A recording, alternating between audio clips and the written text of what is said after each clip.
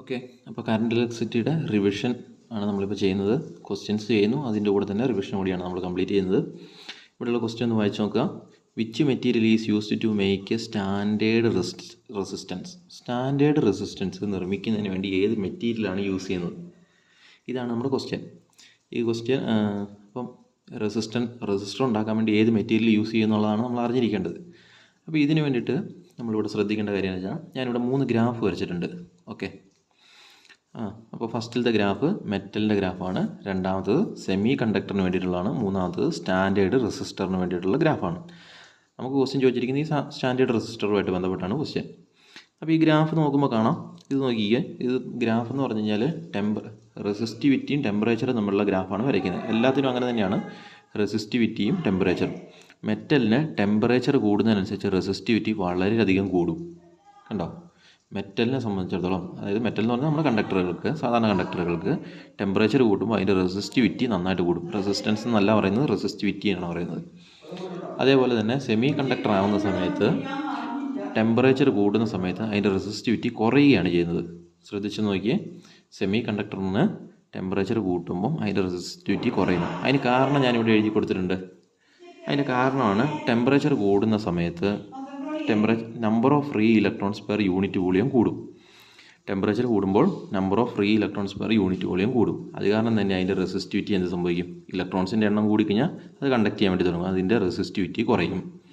അങ്ങനെയാണ് സെമി കണ്ടക്ടറിന് ആ രീതിയിലുള്ള ഗ്രാഫ് വരാൻ വേണ്ടി കാരണം. ഇനി മെറ്റലിൻ്റെ ഗ്രാഫിൽ ടെമ്പറേച്ചറിനനുസരിച്ച് റെസിസ്റ്റിവിറ്റി കൂടുകയല്ലേ ഇതേ? അതിന് കാരണം ഞാൻ ഇവിടെ എഴുതി കൊടുത്തിട്ടുണ്ട്.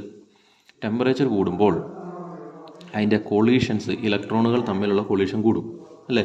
ടെമ്പറേച്ചർ കൂടുമ്പോൾ ഇലക്ട്രോണുകൾ തമ്മിലുള്ള കൊളീഷൻ കൂടും, റിലാക്സേഷൻ ടൈം കുറയും.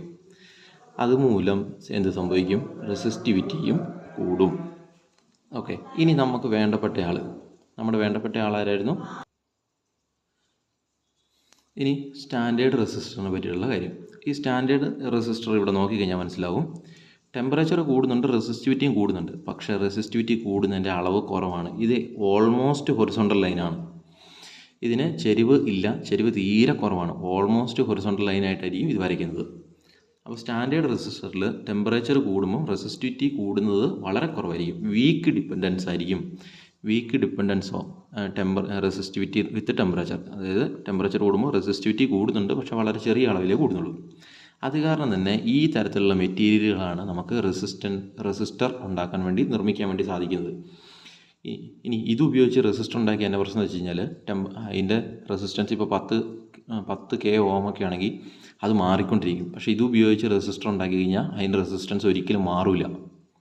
അപ്പോൾ നമുക്ക് ഇതുപയോഗിച്ച് നമുക്ക് റെസിസ്റ്റർ ഉണ്ടാക്കാൻ വേണ്ടിയിട്ടുള്ള ഏറ്റവും നല്ല മെറ്റീരിയൽ. അപ്പോൾ നമ്മുടെ റെസിസ്റ്ററിൻ്റെ അളവ് എപ്പോഴും ഇങ്ങനെ മാറിക്കൊണ്ടിരിക്കുന്നത് ശരിയല്ലല്ലോ. നമുക്ക് ഒരൊറ്റ അളവാണ് വേണ്ടത്. അപ്പം അത് കാരണം ഇത് സ്റ്റാൻഡേർഡ് റെസിസ്റ്റർ മെറ്റീരിയൽ ഉപയോഗിച്ചിട്ട് വേണം നമുക്ക് ഉണ്ടാക്കാൻ. ഇനി ഏതൊക്കെയാണ് ഇതിൻ്റെ മെറ്റീരിയൽസ് എന്നുള്ളത് ഞാനിവിടെ എക്സാമ്പിളായിട്ട് എഴുതിയിട്ടുണ്ട്. നിങ്ങൾ ഈ 1, 2, 3 എന്നുള്ള മാർക്കിങ് ശ്രദ്ധിക്കുമെന്ന് വിചാരിക്കുന്നു. ഓക്കെ, ഇനി മൂന്നാമത്തെ എക്സാമ്പിൾ. മൂന്നാമത്തേന്ന് പറഞ്ഞാൽ നമ്മുടെ സ്റ്റാൻഡേർഡ് റെസിസ്റ്ററിൻ്റെ മെറ്റീരിയൽസ് ഏതൊക്കെയാണെന്നുള്ളത്. എല്ലാ അലോയ്സാണ്. ഒന്ന് നിക്രോം എന്ന് പറഞ്ഞാൽ നിക്കൽ, അയണ്, ക്രോമിയം, ഈ 3 അലോയാണ് നിക്രോം വയർ. അത് ടെമ്പറേച്ചർ കൂട്ടിയാലും അതിൻ്റെ റെസിസ്റ്റിവിറ്റി മാറില്ല. അതേപോലെ മാംഗനീൻ, കോൺസ്റ്റൻറ്റൻ. ഇത് നോക്കിയാൽ ടാൻ കോൺസ്റ്റൻറ്റ്. അപ്പോൾ ഈ പേര് പഠിച്ചു വയ്ക്കുക. 3 പേരാണുള്ളത്. ഏതൊക്കെയാണുള്ളത്? 1 നിക്രോം, 2 മാംഗനീൻ, 3 കോൺസ്റ്റൻറ്റൻ. ഈ 3 സാധനങ്ങളാണ് സാധാരണ സ്റ്റാൻഡേർഡ് റെസിസ്റ്ററിന് വേണ്ടിയിട്ട് യൂസ് ചെയ്യുന്ന മെറ്റീരിയൽസ്. പിന്നെ ഇനി വയർ ബൗണ്ട് റെസിസ്റ്റർ, നിങ്ങളുടെ ലാബിലൊക്കെ ചിലപ്പോൾ കണ്ടിട്ടുണ്ടാവും. വയർ ഇങ്ങനെ ചുറ്റി വെച്ചിട്ടുള്ള റിയോസ്റ്റാറ്റ് പോലുള്ള വയർ ബൗണ്ട് റെസിസ്റ്ററുകൾ നിർമ്മിക്കാനും ഈ വയറുകളാണ് സാധാരണ യൂസ് ചെയ്യാറ്. ഇനി ഇവിടുന്ന് ചോദിക്കുന്ന, സാധാരണഗതിയിൽ ചോദിക്കുന്ന ഒരു ക്വസ്റ്റ്യനാണ് ഇവിടെ എഴുതിയിട്ടുള്ളത്. ഇതിൻ്റെ ആൻസർ നിങ്ങൾ എഴുതി വെക്കണേ. ക്വസ്റ്റ്യൻ ആണ്, why nichrome, manganin, constantan are used as standard resistor. Standard റെസിസ്റ്ററായിട്ട് ഈ മെറ്റീരിയലുകൾ യൂസ് ചെയ്യാനുള്ള കാരണം, അതാണ് എഴുതേണ്ടത്. അപ്പോൾ അതിൻ്റെ ആൻസർ നിങ്ങൾ എന്താണ് എഴുതേണ്ടത്? അത് ടെമ്പറേച്ചർ കൂട്ടിയാലും റെസിസ്റ്റിവിറ്റി കൂടുന്നില്ല. കണ്ടോ, ടെമ്പറേച്ചർ കൂട്ടിയാലും അതിൻ്റെ റെസിസ്റ്റിവിറ്റി കൂടുന്നില്ല. അത് ഒരു റെസിസ്റ്ററിനെ സംബന്ധിച്ചിടത്തോളം ഏറ്റവും നല്ലൊരു പ്രോപ്പർട്ടിയാണ്. അത് കാരണമാണ് നമ്മളത് യൂസ് ചെയ്യുന്നത്. ഓക്കെ, ഇനി ഇതുമായിട്ട് ബന്ധപ്പെട്ട് തന്നെ നമ്മളൊരു ചെറിയ പോർഷൻ കൂടി പഠിക്കാനുണ്ട്. കണ്ടക്ടറിനെ പ്രധാനമായിട്ടും കണ്ടക്ടർ എന്ന് പറഞ്ഞാൽ വൈദ്യുതി കടത്തിവിടുന്ന വസ്തുക്കളെ വിളിക്കുന്നവരാണ് കണ്ടക്ടർ. പക്ഷേ വൈദ്യുതി കടത്തിവിട്ടാലും വോൾട്ടേജും കറണ്ടും തമ്മിൽ പ്രൊപ്പോർഷണൽ ആയിട്ടുള്ളതുകൊണ്ട് പ്രൊപ്പോർഷണൽ അല്ലാത്തതുണ്ട്. അപ്പോൾ അതിനെപ്പറ്റിയാണ് ഇനി പറയാൻ പോകുന്നത്. കണ്ടക്ടർ എന്ന് പറഞ്ഞാൽ ഓമിക് കണ്ടക്ടറുണ്ട്, നോൺ ഓമിക് കണ്ടക്ടറുണ്ട്. രണ്ട് തരത്തിലുള്ള കണ്ടക്ടറുണ്ട്, ഓമിക്കും ഉണ്ട്, നോൺ ഓമിക്കും ഉണ്ട്. ഓമിക് എന്ന് പറഞ്ഞാൽ ഓംസ് ലോ ഒബേ ചെയ്യുന്ന ആളെയാണ് ഓമിക് എന്ന് വിളിക്കുന്നത്. അപ്പോൾ ഒബേ ചെയ്യാത്ത ആളെ നോൺ ഓമിക് എന്ന് വിളിക്കും. ഇനി ഓമിക് കണ്ടക്ടർ ആണെങ്കിൽ അതിൻ്റെ VI ഗ്രാഫ്, അതായത് വോൾട്ടേജ് കറണ്ട് ഗ്രാഫ് ലീനിയർ ആയിരിക്കും. പക്ഷേ ഇവിടെ നോൺ ലീനിയർ ആയിരിക്കും, നോൺ ഓമിക്. ഇനി ഇതിൻ്റെ എക്സാമ്പിൾ കൂടി പഠിച്ചു വെച്ച് കഴിഞ്ഞാൽ പോർഷൻ തീർന്നു. അത്രയേ ഉള്ളൂ ആ ഭാഗം. ഇതിൻ്റെ എക്സാമ്പിൾ സാധാരണ നമ്മുടെ ഓമിക് കണ്ടക്ടറാണ് നമ്മുടെ മെറ്റൽസ്, നിക്രോം വയർ, അങ്ങനത്തെ സാധനങ്ങളൊക്കെ നമ്മുടെ എന്താണ്, എല്ലാ സാധനങ്ങളും തന്നെ ഓമിക് കണ്ടക്ടറാണ്. അതായത് വോൾട്ടേജും കറണ്ടും തമ്മിൽ അവിടെ ഡയറക്റ്റ്ലി പ്രൊപ്പോർഷണൽ ആയിരിക്കും. പക്ഷേ ഇവിടെ സെമി കണ്ടക്ടർ, ഡയോഡ്, ട്രാൻസിസ്റ്റർ ഇവരും കറണ്ടിനെ കടത്തിവിടും. പക്ഷേ ഇവിടെ വോൾട്ടേജും കറണ്ടും തമ്മിൽ ഡയറക്റ്റ്ലി പ്രൊപ്പോർഷണൽ ആയിരിക്കില്ല. ഇവർ നോൺ ഓമിക് കണ്ടക്ടറുകളാണ്. അപ്പോൾ ഇതിൻ്റെ എക്സാമ്പിൾ പഠിച്ചു വയ്ക്കുക. ഈ രണ്ട് കാര്യങ്ങൾ, do not obey Ohm's law, പിന്നെ നോൺ ലീനിയർ ഗ്രാഫ് ആയിരിക്കും, ഇപ്പുറത്ത് ലീനിയർ ഗ്രാഫ് ആയിരിക്കും. ഓക്കെ. ഇനി ഇതുമായിട്ട് ബന്ധമില്ലാത്ത ഒരു പോർഷനാണ് ഇത്, പക്ഷേ വളരെ ചെറിയൊരു പോർഷൻ ആയതാണ് ഞാൻ ഇതിൻ്റെ കൂടെ ആഡ് ചെയ്തതാണ്. എനർജീനെ ടൈം കൊണ്ട് ഡിവൈഡ് ചെയ്താൽ നമുക്ക് പവർ കിട്ടും. ഒന്ന് ശ്രദ്ധിക്കുക, എനർജീനെ ടൈം കൊണ്ട് ഡിവൈഡ് ചെയ്താൽ പവർ കിട്ടും.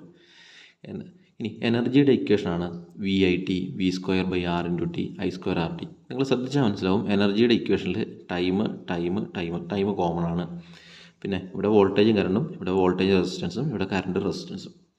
ഇനി ഈ ഇക്വേഷൻ അറിയാമെങ്കിൽ ഈ താഴെയുള്ള പവറിൻ്റെ ഇക്വേഷൻ എല്ലാം വളരെ എളുപ്പമാണ്. ഈ ടൈമിനെ അങ്ങ് കട്ട് ചെയ്ത് കളഞ്ഞു കഴിഞ്ഞാൽ നിങ്ങൾക്ക് താഴെയുള്ള പവറിൻ്റെ ഇക്വേഷൻ കിട്ടും. പവർ = VI, വോൾട്ടേജിനെ കറണ്ട് കൊണ്ട് മൾട്ടിപ്ലൈ ചെയ്ത് കഴിഞ്ഞാൽ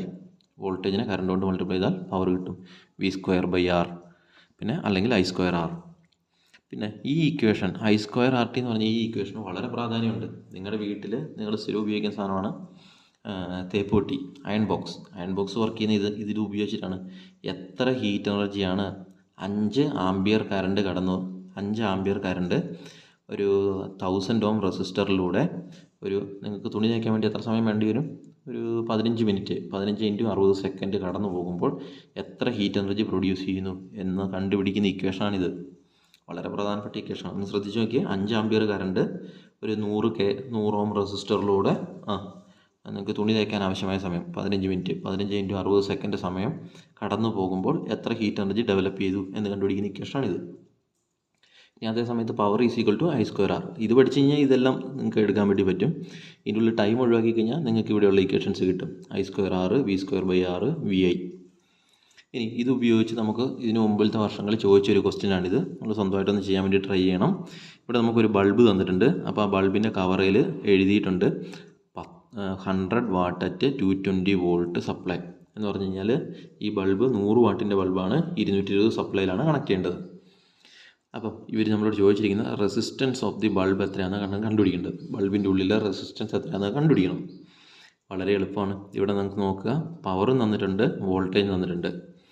പവറുണ്ട്, വോൾട്ടേജ് ഉണ്ട്, റെസിസ്റ്റൻസ് ആണ് കണ്ടുപിടിക്കേണ്ടത്. അപ്പം P = V²/R എന്ന് പറഞ്ഞ് ഇക്വേഷൻ എടുക്കണം. P = V²/R. ഇനി R നമുക്ക് എന്ത് കിട്ടും? Rന് മേളിലോട്ട് വയ്ക്കുക, P താഴത്തോട്ട് വരും. V²/P. Vക്ക് പകരം 220, P പവറിന് പകരം 100 വാട്ട്. എളുപ്പത്തിൽ ആൻസറായി. ആൻസർ കിട്ടുമ്പോൾ നിങ്ങൾ നിർബന്ധമായിട്ട് യൂണിറ്റ് എഴുതണം. റെസിസ്റ്റൻസിൻ്റെ യൂണിറ്റ് നിങ്ങൾക്ക് അറിയാമെന്ന് ഞാൻ വിചാരിക്കുന്നു. ഓക്കെ.